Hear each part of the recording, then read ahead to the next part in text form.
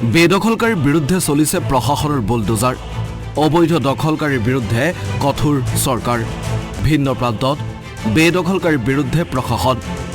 বেদখলকাৰীৰ বিৰুদ্ধে শূন্য সহনশীল নীতি গ্ৰহণ কৰা চৰকাৰে ৰাজ্যৰ বিভিন্ন প্ৰান্তত চলাই আছে বুলডোজাৰ আজিও মহানগৰীত পৰিল প্ৰশাসনৰ হাতোৰা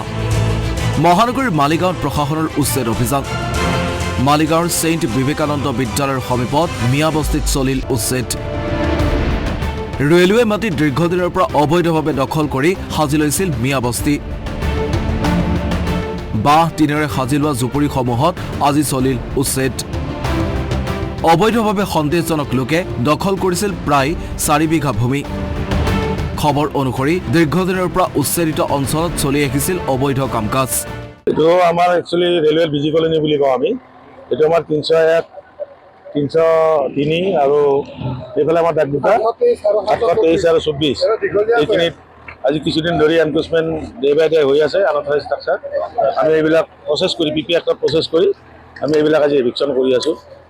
আৰু মাটি ক'ব গ'লে 3-4 বিঘা মাটি হ'ব মিনিমাম এনফোৰ্সমেন্ট যিখিনি হৈ আছে ইফালে বিলাসীপুৰত চলা উচ্ছেদৰ পাছতেই সৃষ্টি হৈছে হাহাকাৰ পৰিস্থিতি প্ৰচণ্ড শীতৰ মাজত মুকলি আকাশৰ তলত দিন অতিবাহিত কৰিব লগা হৈছে উচ্ছেদিতই প্ৰশাসনে বিলাসীপাৰাৰ বিভিন্ন স্থানত উচ্ছেদ চলাই বেদখলমুক্ত কৰিছিল 5000 বিঘা ভূমি উচ্ছেদ চলোৱাৰ পাছতো পট্টাযুক্ত পৰিয়ালৰ লোকে বৰ্তমান ক্ষতিপূৰণ নোপোৱাৰ অভিযোগ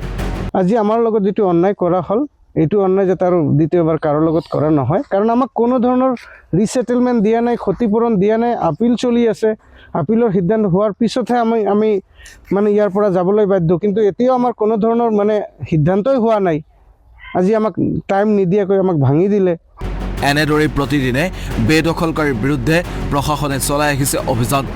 চৰকাৰৰ স্পষ্ট কথা বেদখলকাৰীৰ বিৰুদ্ধে শূন্য সহনশীল নীতি বেদখলকাৰী মুক্ত অসম গঢ়াৰ লক্ষ্য ব্যুৰ ৰিপৰ্ট আসাম টক্স